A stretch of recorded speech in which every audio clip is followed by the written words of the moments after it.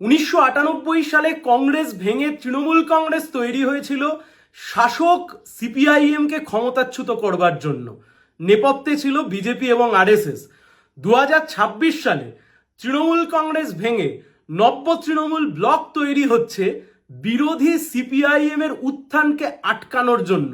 নেপথ্যে আবারও সেই বিজেপি এবং আরএসএস এবং বঙ্গভবনে এই নব্য যে বিরোধী দলনেতা এবং মুখ্যমন্ত্রীর বা পশ্চিমবাংলার মুখ্যমন্ত্রীর স্বল্প সময়ের বৈঠক।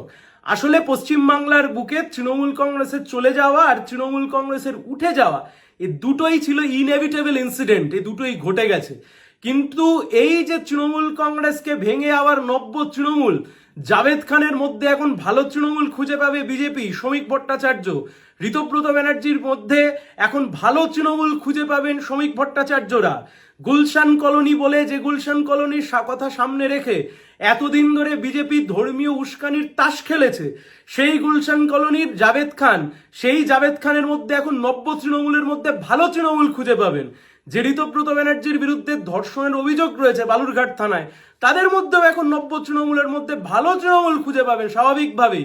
আসলে পশ্চিমবাংলার বুকে বিরোধী বাম ফলতার নির্বাচন প্রমাণ করে দিয়েছে যে বামেদের উত্থান, বিরোধী পরিসর দখল হচ্ছে।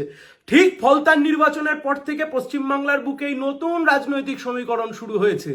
তৃণমূল ছিল বেলকাটা, এর নব্য তৃণমূল বেলকাটাটুকুও পর্যন্ত নয়। পশ্চিমবাংলার মানুষ, রাজ্যের মানুষ বিরোধী হিসেবে বামেদেরকেই, লাল ঝান্ডাকেই, সিপিআইএমকেই বেছে নেবেন।